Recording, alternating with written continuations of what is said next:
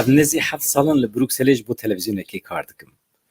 Heftê sê rojan nûçeyên êvarê û yên şevê pêşkêş dikim. Di nava heftê de li Jenevê me dawiya heftê jî bi balafirê diçim Brukselê.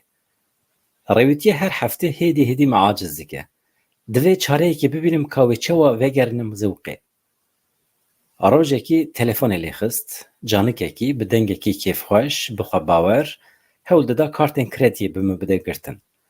Dema telefonên ticarî û reklam bin, tim dibêjim meşgûl im û xatir dixwazim. Lê di nava gotinê wê de min firq kir ku li kêleka kartên krediyê canik kartekê taybet ya rêwîtiyê weke diyarî pêşniyaz dike. Mirov bi vê kartê dikare li hezar balafirgehên cîhanê bê sînor ji salonên xwarin û vexwarinê fayde bibîne.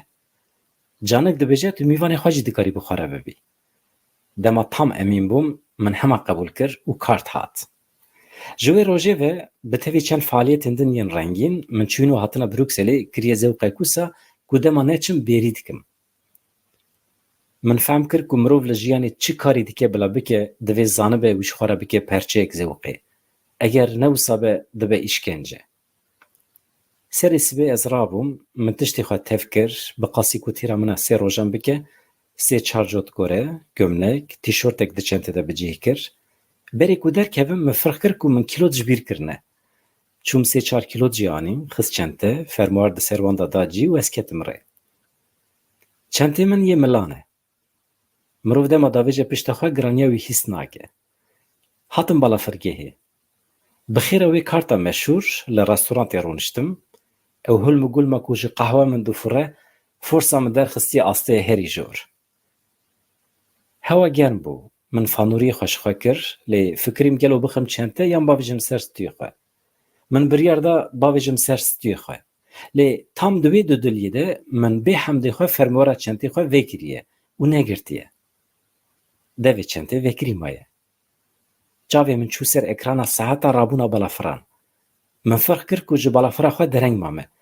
Hema min çente da pişta xwe ber bi sektora deriyê balafirê ve revîm.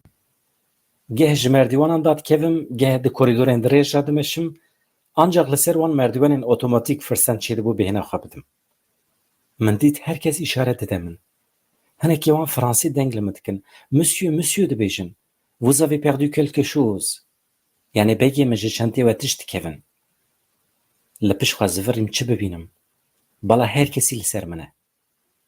Ciwanekeke narîn, devbeken, xemlandî, kîlotê min yên li pê me ketine tev kom kirine, di nav destên xwe yên bi nenûgê ojekirî de tîne dirêjê min dike.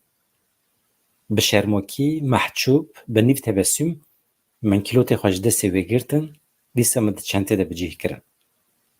Herkes li me dinêre. Şiklê teslîmata kîlotan ji sahneya dewrkirina xelatên Festîvala Fîlman ya Cannesê nekêmtir bû. Serê min diber bin de, ber bi balafirê ve diçûm.